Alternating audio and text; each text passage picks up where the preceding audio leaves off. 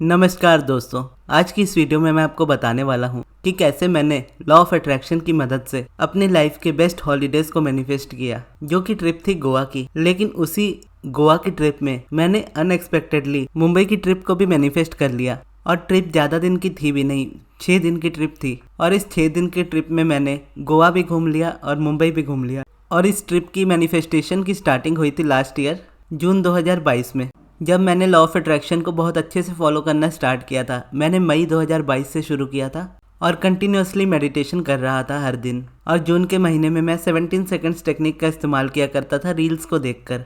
और उस वक्त मैं गोवा की रील्स को सबसे ज़्यादा देखा करता था और महाराष्ट्र में लोनावला की रील्स को देखा करता था। और वो एग्जैक्ट टाइम था जून 2022 का, और उस वक्त भी मानसून चल रहा था। तो मैं रील्स क्यों देखा करता था ये जानना जरूरी है, ताकि आप समझ पाओ कि मैंने इस ट्रिप को मैनिफेस्ट कैसे किया।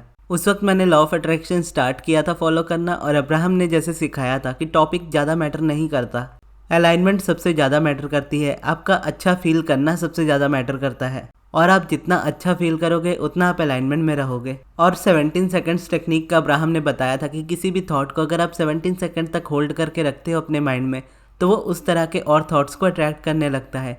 जब 17 सेकंड्स के साइकिल को कंटिन्यू करते हैं 3 से 4 बार, तो 68 सेकंड्स होते हैं। और जब हम किसी थॉट्स को 68 सेकंड तक होल्ड करके रखते हैं, तो वो एक मैनिफेस्टेशन की फ्रीक्वेंसी को पकड़ लेते हैं। यानी आप 17 सेकंड से पहले किसी थॉट को रिलीज़ कर देते हो, तो उस थॉट में मैनिफेस्ट होने का पावर उतना नहीं होता। लेकिन अगर आप 17 सेकंड तक कंटिन्यू रखते हो, तो उस तरह के और थॉट्स आ जाते हैं, और फिर वो एक फीलिंग को क्रिएट कर देते हैं आपके माइंड में, और उसके बाद वो चीज़ आपकी लाइफ में मैनिफेस्ट होने लगती है। और मेडिटेशन की प्रैक्टिस मेरी चालू थी। उसके साथ मैं चाहता था कि मैं अच्छा फील करूँ, तो अच्छा फील करने के लिए मैं चीज़ों को ढूंढ रहा था। और रील्स होती थी 30 सेकंड्स की, तो मैं एक रील को 2 से 3 बार देखता था, और उस रील में मुझे जो भी अच्छा लगा उस चीज़ को मैं और अच्छे से देखता था और उसके बारे में बात करता था, उसको अप्रिशिएट करता था। तो स्टार्टिंग हुई थी पपीज़ की वीडियोस से, और उसके बाद फिर गोवा की वीडियोस आने लगी, तो मैं एक के बाद एक गोवा की वीडियोस को देखने लगा। उस वक्त तक मेरा ये इंटेंशन नहीं था कि मुझे गोवा जाना ही है, ये ज़रूर माइंड में था कि एक दिन ज़रूर जाऊँगा। मैं बस अच्छी फीलिंग को क्रिएट करने के लिए उसे देखता रहता था बार बार। फिर इतना देखने के बाद वो मेरी डिज़ायर में आ गया कि मुझे जाना है गोवा घूमने। एक तरह से बोलूँ तो मेरे वोटेक्स में आ गया। फिर मैंने डिसाइड किया कि हम चलेंगे दिसंबर में गोवा घूमने। और उस वक्त तक मेरे इस चैनल की ग्रोथ बहुत अच्छी होने लगी थी। यानी 1000 सब्सक्राइबर्स उस वक्त नहीं हुए थे, लेकिन ग्रोथ शुरू हो चुकी थी। और उस वक्त तक मेरी अर्निंग स्टार्ट नहीं हुई थी पैसों की। लेकिन उस वक्त मैं अपने चैनल के यूट्यूब एनालिटिक्स को देखकर ये प्रेडिक्ट किया करता था कि मेरे पास नवंबर दिसंबर तक पैसे हो जाएंगे। और जैसा कि मैं कहता हूँ कि टाइम लिमिट लगाने पर हमेशा मैनिफेस्टेशंस में डिले होती ही है, तो मेरे साथ भी ये चीज़ उस वक्त होने लगी कि वक्त नज़दीक आता गया और बहुत कोशिश के बाद भी मेरे पास पैसे नहीं हुए। यानी ट्रेन की टिकट कराने के भी पैसे नहीं हुए। तो उस वक्त नवंबर तक जाकर मैंने इस बात को एक्सेप्ट कर लिया कि मैं इस साल गोवा नहीं जा सकता। और उसके कुछ लॉजिकल रीजंस थे मेरे माइंड में कि सीज़न का समय है, इतनी जल्दी बुकिंग नहीं होगी, इतनी जल्दी होटल्स नहीं मिलेंगे। और इन रीजंस पर बात करके मैं और ज़्यादा रेजिस्टेंस को बढ़ा रहा था। तो उस वक्त मैंने इस चीज़ को एक्सेप्ट कर लिया कि ठीक है, मैं नहीं जा सकता, लेकिन मैं अगले साल इसी टाइम पर ज़रूर गोवा जाऊँगा। और मैंने कहा था कि मैं दिसंबर में जाऊँगा। लेकिन उस वक्त तक मैं ये समझ चुका था कि टाइम लिमिट लगाना मैनिफेस्टेशंस को डिले करना होता है, तो मैंने टाइम लिमिट छोड़ दी थी। मैंने कहा जरूर था कि मैं दिसंबर में जाना चाहता हूँ 2023 में गोवा, लेकिन वो कहकर फिर मैंने उस चीज़ को रिलीज़ कर दिया। और क्योंकि गोवा जाने के लिए उस वक्त पैसे चाहिए थे ज़्यादा, और मेरे पास थे नहीं, तो मैं उस वक्त इस चीज़ को लेकर ज़्यादा रेजिस्टेंस क्रिएट कर रहा था। और लास्ट टाइम तक मेरे पास पैसे नहीं हुए। लेकिन उसके बाद जब मैंने इस बात को एक्सेप्ट कर लिया कि मैं इस साल नहीं जाऊँगा लेकिन अगले साल ज़रूर जाऊँगा, तो ये नवंबर के टाइम की ही बात है। और तब मुझे money and the law of attraction book मिली। मैंने उसको पढ़ा और पॉजिटिव एस्पेक्ट्स फॉर मनी लिखना स्टार्ट कर दिया। और जैसे ही लिखना स्टार्ट किया, मेरा चैनल भी मोनेटाइज हो गया, मुझे सब्लिमिनल का आइडिया भी आ गया, और मैं तुरंत ही अर्निंग भी करने लगा। और इसे मैं तब तक नहीं कर पा रहा था जब तक मेरा इस बात पर फोकस था कि मैं पैसे ना होने की वजह से गोवा नहीं जा पाऊंगा। और जब तक उस पर फोकस था तब तक मेरे पास पैसे नहीं थे। लेकिन जैसे उस चीज़ से ध्यान हटा और पॉजिटिव एस्पेक्ट्स मैंने लिखना स्टार्ट किया, तो तुरंत ही अर्निंग स्टार्ट हो गई। लेकिन क्योंकि टाइम ओवर हो चुका था और मेरी ये डिज़ायर बन चुकी थी कि मैं अगले साल ही गोवा जाऊँगा अब। और जैसा कि अब्राहम कहती है कि जब भी आप मांगते हो यूनिवर्स से आपको वो चीज़ मिल जाती है। When ever you ask it is always given. बस आपका काम होता है अलाइनमेंट में आना, क्योंकि आस्किंग भी नेचुरल होती है। जब कॉन्ट्रास्ट आता है तो डिज़ायर नेचुरल बनती है। जैसे जब मैं पैसे ना होने की वजह से गोवा नहीं जा पा रहा था, तो उस वक्त मेरी डिज़ायर हो चुकी थी कि मेरे पास इतने पैसे हो कि मैं जब चाहे तब ट्रैवल कर सकूं। तो इसीलिए यूनिवर्स से मुझे अलग से मांगने की ज़रूरत नहीं थी। मुझे पता था उस वक्त मेरी डिज़ायर बहुत सारी बन चुकी है। बस थोड़ा बहुत जो कॉन्शियसली हम यूनिवर्स से कहते हैं कि ये चीज़ मुझे चाहिए, वो मैंने भी कही। लेकिन अनकॉन्शियसली बहुत सारी डिज़ायर्स, जिसे अब्राहम रॉकेट ऑफ डिज़ायर कहती हैं, वो यूनिवर्स तक गई और मेरे वॉर्टेक्स में आई।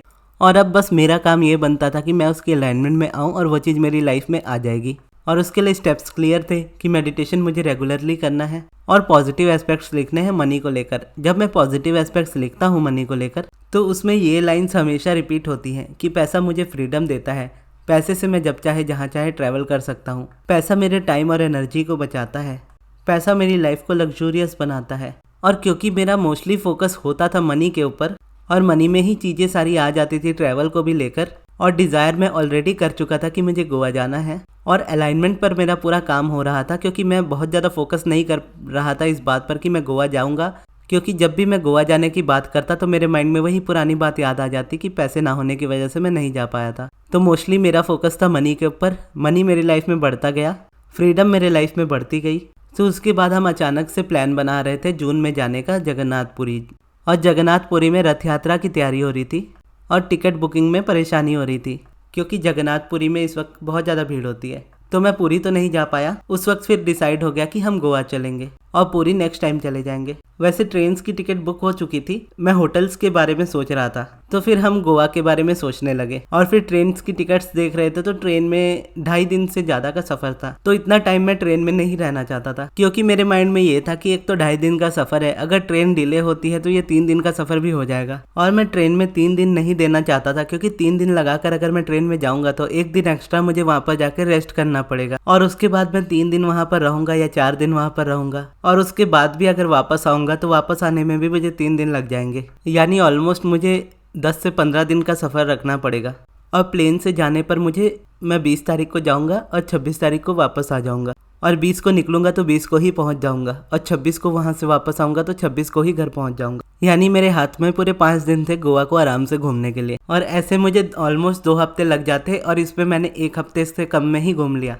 और क्योंकि पॉजिटिव एस्पेक्ट्स में मैं हमेशा लिखा करता था कि पैसा मेरे टाइम और एनर्जी को बचाता है, पैसा मुझे लग्जरी देता है, तो वैसे ही मैं इस चीज़ के अलाइनमेंट में था कि मेरे टाइम और एनर्जी भी बचे और मेरी लाइफ लग्जूरियस तरीके से मैं जीऊँ। तो इसीलिए प्लेन की टिकट्स फिर हमने बुक करा ली, और एक्साइटमेंट बहुत ज़्यादा था क्योंकि मैं प्लेन में पहली बार बैठने वाला था, और जब मैं प्लेन के अंदर बैठा था तो मैं बहुत ज़्यादा खुश था, अभी भी हूँ, लेकिन उस वक्त एक्साइटमेंट बहुत ज़्यादा थी। और मन ही मन में यूनिवर्स से बात कर रहा था, यूनिवर्स को थैंक यू कह रहा था कि लास्ट नवंबर की बात है कि मैं गोवा नहीं जा पाया था क्योंकि मेरे पास पैसे नहीं थे और मैं ट्रेन की तक टिकट नहीं करा पा रहा था, और अब मैं जा रहा हूँ प्लेन से, वो भी मेरे ड्रीम प्लेस गोवा पर। और इतने में फिर मुझे ध्यान आया कि मैं जून के महीने में ही जा रहा हूँ, जो कि मैंने लास्ट ईयर जून में ही देखना स्टार्ट किया था रील्स को। और जब मैंने यूनिवर्स को कहा था कि मुझे अगले साल दिसंबर तक गोवा जाना है, और उस वक्त मैंने टाइम की लिमिट को माइंड से हटा दिया था, तो वो चीज़ जून में जाकर पूरी हो गई, जो कि मेरी पूरी मैनिफेस्टेशन थी। क्योंकि जून 2022 में मैंने ये इमेज क्रिएट की थी कि जून में मैं गोवा की तस्वीरें देख रहा हूँ, गोवा की वीडियोस देख रहा हूँ, और गोवा में मानसून का टाइम है, उस तरह की वाइब्स में मैं गोवा को देख रहा था। तो जब मैं गोवा पहुंचा तो उसी तरह का मौसम था, और उसी टाइम पर मैं गोवा पहुंचा। और हमें जो कैब वाले भी मिले वो भी बहुत अच्छे थे, तो उन्होंने सबसे पहले हमें होटल पे छोड़ा, और क्योंकि हमने 3 दिन का सफ़र एक ही दिन में कवर कर लिया था तो हमारे पास घूमने के लिए बहुत खाली टाइम था। तो हम कलंगुट बीच पे रुके थे, तो पहले दिन हमने कलंगुट बीच घूमा और अगले 2 दिन के लिए कैब कर ली, एक दिन नॉर्थ गोवा के लिए, अगले दिन साउथ गोवा के लिए। और जितने भी टूरिस्ट लोकेशन हैं वहाँ पर, तो मैक्सिमम उनमें से सारे हमने 2 दिन में कवर कर लिए। यानी 20 को जिस दिन हम लोग पहुँचे उस दिन तो हमने कलंगुट घूमा, और उसके बाद 21 और 22 तारीख इन 2 दिनों में हमने गोवा घूम लिया। और हमारी ट्रिप थी 26 तारीख तक की, यानी देखा जाए तो 20 से 26 6 दिन, और हमने 2 दिन में गोवा कवर कर लिया था। तो हम सोच रहे थे अब हम गोवा में और क्या करेंगे, तो फिर हमने सोचा कि हमने गोवा तो घूम लिया, अब चलो मुंबई भी चली जाते हैं। क्योंकि मुंबई के लिए मैं ऑलरेडी अलग से प्लान बना ही रहा था, क्योंकि मुंबई में मोस्टली मुझे फिल्म सिटी घूमना था, क्योंकि मैं मूवीज़ का बहुत बड़ा फ़ैन हूँ और मुझे मूवीज़ देखना बहुत पसंद है, मूवीज़ के बारे में जानना बहुत पसंद है।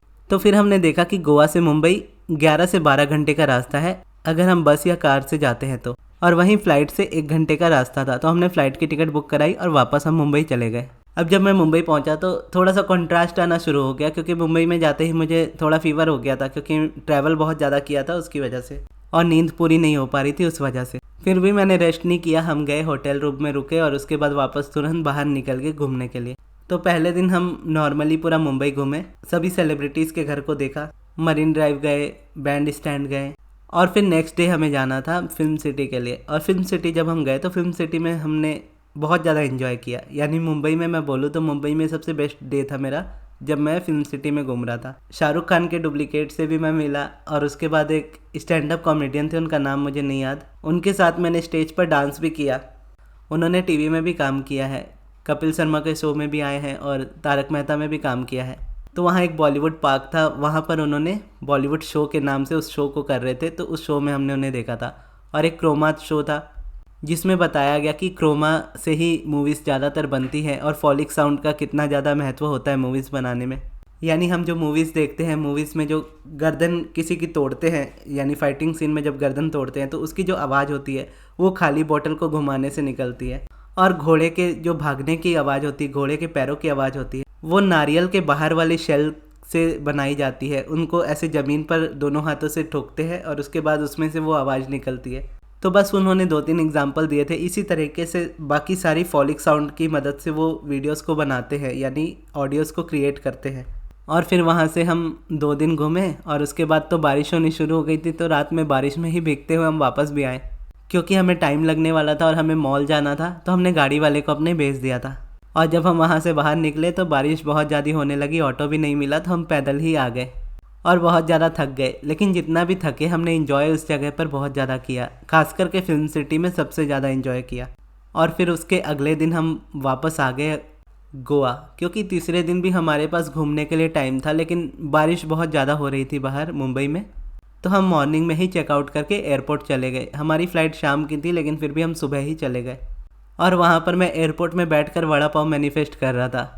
ये भी बड़ी मस्त सी स्टोरी है, मैं आपको सुनाता हूँ। तो सबसे पहले मैं लाउंज में जब बैठा था तो वहाँ एक वड़ा पाव वाले अंकल आए, तो हमने उनसे वड़ा पाव लिया और थोड़ी देर बाद मैंने टेस्ट करने के लिए जस्ट यूनिवर्स से कहा कि मुझे वड़ा पाव खाना है, वड़ा पाव वाले अंकल को भेजो। उसके बाद देखा तो 2 मिनट के बाद वो वापस तुरंत आ गए। फिर हमने वड़ा पाव लिया, फिर हमने खाया और उसके बाद वो चले गए। तो फिर मैंने सोचा कि मैं टेस्ट करके देखता हूँ कि मेरी वाइब्रेशन कितनी ज़्यादा अलाइनमेंट में है, तो वो कहीं दूसरे कोने में होंगे। तो वापस से मैंने सोचा कि अब मुझे फिर वड़ा पाव खाना है, मुझे फिर से इच्छा हो रही वड़ा पाव खाने की, यूनिवर्स अंकल को भेजो। वो फिर उसी वक्त आ गए। यानी ऐसे मैंने वाइब्रेशनली टेलीपैथिक तरीके से उनको 3 बार अपने पास बुलाया वड़ा पाव खाने के लिए। जबकि आपको पता है कि मुंबई का एयरपोर्ट बहुत ज़्यादा बड़ा है, और वो फिर भी 3 बार हमारे पास आए और उसी वक्त आए जब मैंने बोला कि मुझे अभी खाना है। तो बस ये ट्रैवल का सफ़र था। उसके बाद फिर हम गोवा पहुँचे। गोवा पहुँच के वापस से हमने होटल बुक किया क्योंकि अगले दिन की हमारी फ़्लाइट थी। तो उसके बाद हम घूम के वापस, यानी कल 26 तारीख को मैं अपने घर वापस आ गया और मैंने अपनी लाइफ के बेस्ट मोमेंट्स को जिया। जिस तरीके का ट्रैवल मैं चाहता था, जिस तरीके की लग्जरी मैं चाहता था, और इतने कम टाइम में मैंने इतना कुछ कवर किया, तो ये चीज़ें मुझे बहुत ज़्यादा अच्छी लगी। और फिर जब मैं गोवा के कलंगुट बीच में बैठा था रात के टाइम पर, तो उस रात के टाइम पे मैं यूनिवर्स से बात कर रहा था और यूनिवर्स से बात करते करते उन्हें थैंक यू भी कह रहा था, आप लोगों के लिए भी विश मांग रहा था, अपने लिए भी मांग रहा था। जैसे मैं कह रहा था समुंदर की तरफ देखते हुए कि समुंदर में जितना पानी है उतनी मेरी लाइफ में अबंडेंस है, उतनी मेरी लाइफ में खुशी है, उतनी मेरी लाइफ में पैसे हैं। जितना खुला आसमान है बड़ा, उतनी ज़्यादा फ्रीडम है मेरी लाइफ में। और इस बीच में जितनी रेत है उतनी मेरी सोचने की क्षमता है। और उसी तरह इस समुंदर में जितना पानी है उतने मेरे सभी फॉलोअर्स की लाइफ में अबंडेंस हो। इस तरीके से मैं यूनिवर्स से बात कर रहा था। और उसी वक्त फिर मैंने टूटता तारा भी देखा, यानी शूटिंग स्टार देखा। और ऐसा नहीं कि बस उसे टूटते हुए देखा, क्योंकि उस वक्त मैं लेटते हुए स्काई गेजिंग कर रहा था, यानी लेटा हुआ था और तारे देख रहा था आसमान पर। उसी वक्त वो टूटा और टूट कर गिरा, तो उस वक्त मैंने उसे देखा और मेरे मुंह से बस एक ही बात निकली, यस, मेरे सारे सपने इसी तरह पूरे होते हैं। और मैंने मोस्टली गोवा को बहुत ज़्यादा एंजॉय किया। और वहाँ पर जितनी भी मूवीज़ की शूटिंग हुई है, जैसे दिल चाहता है की शूटिंग हुई है, गोलमाल 3 की हुई है, गोलमाल की हुई है, उन सारी जगहों को देखा। और पंजिम सिटी भी गए, जहाँ पर हर साल 2 अक्टूबर को अजय देवगन जाते हैं फैमिली के साथ सत्संग देखने। और कहीं ना कहीं मुंबई की डिज़ायर मुझे वहीं से आई, जब मैं मूवीज़ के लोकेशन को देख रहा था कि इस जगह पर ये शूटिंग हुई है, उस जगह पर वो शूटिंग हुई है। और जब हम फेरी राइड पर थे, फेरी में हमें दिखाए जा रहे थे लोकेशंस की इस जगह पर इसकी शूटिंग हुई है, उस जगह पर उस मूवी की शूटिंग हुई है। तो कहीं ना कहीं ये डिज़ायर बन रही थी कि मैं बॉलीवुड की चीज़ों को और अच्छे से देख पाऊँ। और फिर जब मैं उसके बाद मुंबई गया तो मुंबई में मुझे गोलमाल वाली बाइक भी दिख गई और उस बाइक पर बैठकर मैंने फ़ोटो भी खिंचाई और बॉलीवुड की बाकी चीज़ों को भी बहुत अच्छे से जाना। और जिस दिन मैं गया था फिल्म सिटी में, उस दिन फिल्म सिटी में अक्षय कुमार सर भी थे, अमिताभ बच्चन जी भी थे और जैकी श्रॉफ भी थे। हालांकि उनको मैंने पर्सनली नहीं देखा क्योंकि वो अपने सेट के अंदर थे और उनकी गाड़ियाँ बाहर लगी थी।